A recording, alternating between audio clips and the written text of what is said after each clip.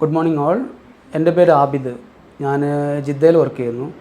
ഏകദേശം ഒരു 2 വർഷം മുമ്പാണ് എനിക്ക് ACL ഇഞ്ചുറി പറ്റിയത്.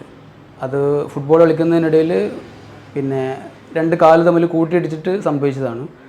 അപ്പോൾ അന്ന് ഞാനിവിടെ ഡോക്ടറെ കാണിച്ചു. അപ്പോൾ മൂപ്പരന്ന് ഡോക്ടർ പറഞ്ഞത് പിന്നെ MRI സ്കാൻ എടുത്തിട്ട് പറഞ്ഞത് അത് കംപ്ലീറ്റ് ടിയറാണ്.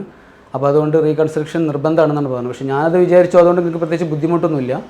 അപ്പോൾ അത് തൽക്കാലം അങ്ങനെ പോട്ടെ എന്ന് വിചാരിച്ചു. ആ 2 കൊല്ലം ഞാനത് പിന്നെ സർജറി ഒന്നും ചെയ്തില്ല. പക്ഷേ ഇപ്പോൾ അത് സമയം പോകുന്നതിനനുസരിച്ച് എനിക്ക് ബുദ്ധിമുട്ട് കൂടി വന്നു. ആദ്യമൊക്കെ എപ്പോഴെങ്കിലുമൊക്കെ അതിൻ്റെ ഒരു ഇഷ്യൂ ഉണ്ടാവാറുണ്ടായിരുന്നുള്ളൂ. പിന്നെ അത് മുന്നോട്ട് പോകുന്തോറും അതിൻ്റെ ഇഷ്യൂസ് കൂടി വന്നു. അങ്ങനെ ഇപ്രാവശ്യം വന്നിട്ട് ഞാനത് സർജറി ചെയ്യാൻ തീരുമാനിച്ചു. അപ്പോൾ ഡോക്ടർ സർജറി ചെയ്യുന്ന സമയത്ത് പറഞ്ഞത് എന്താണെന്ന് വെച്ചാൽ അത് അത്രയും വൈകിയതുകൊണ്ട് പിന്നെ അതിൻ്റെ ബോൺസ് എൻ്റെ എല്ലുകൾക്ക് തേയ്മാനം പറ്റിയിട്ടുണ്ട്. ആ ഒരു ലെഗ്മെൻ്റ് അവിടെ നഷ്ടപ്പെട്ടതുകൊണ്ട്. ഏതായാലും ഞാൻ കഴിഞ്ഞ മാസം ഒക്ടോബർ 24 എൻ്റെ സർജറി കഴിഞ്ഞു. ഇന്നിപ്പോൾ ഡിസംബർ 2. ഈ ഒരു സമയത്തിനുള്ളിൽ സർജറി കഴിഞ്ഞ സമയത്ത് അതിൻ്റേതായിട്ടുള്ള വേദനയും കാര്യങ്ങളും ഉണ്ടായിരുന്നു.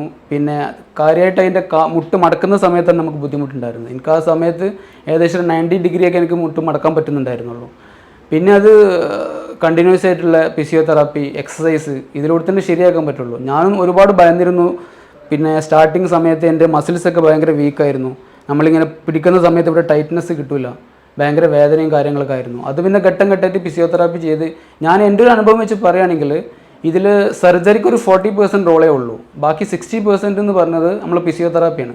നമ്മുടെ സർജൻ നമുക്ക് നല്ലൊരു ഫൗണ്ടേഷനാണ് ചെയ്തു തരുന്നത്. ആ ഒരു റീകൺസ്ട്രക്ഷൻ വഴി നമുക്ക് നല്ലൊരു ഫൗണ്ടേഷൻ ഇട്ട് തരികയാണ്. പിന്നെ ആ ഫൗണ്ടേഷൻ്റെ മേലേക്ക് നമ്മളെ ലൈഫ് പഴയ പോലെ ആക്കണം എന്നുള്ളത് നമ്മുടെ തീരുമാനമാണ്. നമുക്ക് എത്രത്തോളം അതിൽ എഫേർട്ട് കൊടുക്കാൻ പറ്റും, എത്രത്തോളം റീഹാബിലിറ്റേഷൻ ചെയ്തിട്ടും അതുപോലെ ഫിസിയോതെറാപ്പി ചെയ്തിട്ടും എത്രത്തോളം അത് നമ്മുടെ ചോയ്സാണ്. ഏതായാലും നമ്മൾ ഒരിക്കലും ഭയപ്പെടേണ്ട ആവശ്യമില്ല. സ്റ്റാർട്ടിങ്ങിൽ എനിക്ക് ഒരുപാട് ഭയം ഉണ്ടായിരുന്നു. കാരണം ഈ കാലും ഒരുപാട് വ്യത്യാസം ഉണ്ടായിരുന്നു. ഇത് ഒരുപാട് ലൂസായിരുന്നു, മസിൽസ് ഒന്നും സ്ട്രെങ്ത് ഇല്ല. കാരണം അത് ഒരുപാട് ദിവസം നമ്മളത് ഉപയോഗിക്കാതെ കിടന്നതല്ലേ.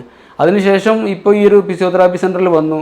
റെഗുലറായിട്ട് ഇവിടെ ഫിസിയോതെറാപ്പിക്ക് ഞാൻ രാവിലെ വരുന്നുണ്ട്. അവർ പറയുന്ന എക്സസൈസ് ഞാൻ ഫോളോ അപ്പ് ചെയ്യുന്നുണ്ട്. വീട്ടിൽ പോയാൽ ഞാൻ എക്സസൈസ് ചെയ്യുന്നുണ്ട്.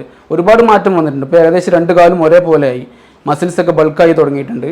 പഴയ 2 കാലും പിന്നെ മുമ്പത്തെ പോലെ തന്നെ.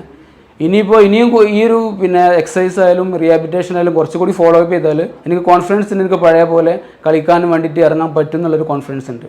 അപ്പോൾ എല്ലാവരും ആ ഒരു റീഹാബിലിറ്റേഷനിൽ കോൺസെൻട്രേറ്റ് ചെയ്യുക, ഫിസിയോതെറാപ്പിയിലും. ഇതാണ് ഇതിൻ്റെ മെയിൻ ഞാൻ മനസ്സിലാക്കിയെടുത്തോളൂ.